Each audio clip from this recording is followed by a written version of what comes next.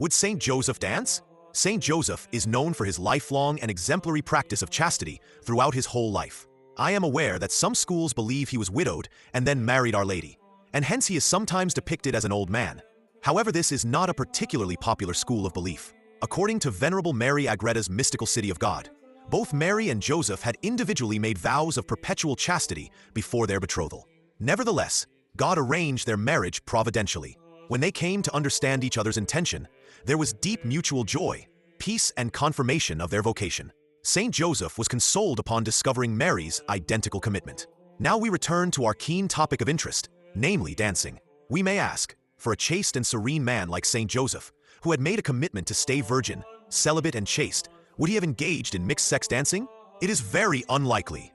Saint Joseph lived in first-century Jewish society, probably in Nazareth. In that setting, men and women generally did not mingle freely in casual social settings the way most men and women do today. Public expressions between unrelated men and women were typically reserved and modest. Social customs were shaped by Jewish law and modesty norms. So, partner dancing, close physical interaction, and casual mixed socializing that is common today would not have had a place in that cultural environment. Saint Joseph most certainly did not even entertain the thought of holding a woman's hand or staring at a woman, not only because he had made a commitment to stay celibate, but because he would want to please God by reserving his glances for only heavenly things, looking at earthly things only when necessary, and avoiding all occasions of sin. Hence, in the Holy Cloak Novena, we ask Saint Joseph to request for us from Jesus the grace to avoid all occasions of sin.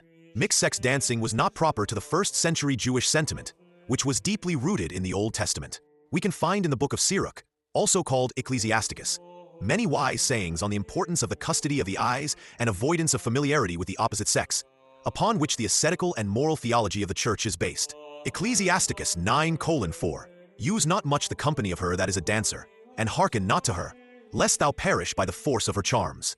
Ecclesiasticus 9:5. Gaze not upon a maiden, lest her beauty be a stumbling block to thee. Ecclesiasticus 9:7. 8. Look not round about thee in the ways of the city, nor wander up and down in the streets thereof. Turn away thy face from a woman dressed up, and gaze not about upon another's beauty. Are the warnings above from the book of Sirach not sufficient to cast doubt in our mind as to whether it is permissible to engage in mixed-sex dancing with close embracing, where staring at your opposite-sex dance partner is unavoidable? Saint Joseph, the virginal father of our Lord, lived a life full of grace, virtues, and merit. Moreover, he would have followed diligently the examples and teachings found in the Old Testament, as any faithful Jew would have done. The virtues of Saint Joseph would have been dutifully learnt from his own son, since in our Lord can all virtue be found. We can therefore conclude that Saint Joseph would have guarded himself from all stain of sin to the utmost degree. Let us also have a look at what Fr. Cornelius a Lapide S.J., one of the most well-known Jesuit biblical commentators from 17th century and the catechist of St. John Ogilvie, had to say on our Lord's custody of his eyes. This is observed by the noble and learned writer Bede, who, when expounding the words of St. John where Jesus is said to have lifted up his eyes, commented, he remembered this, so that we would learn that he did not raise his eyes here and there.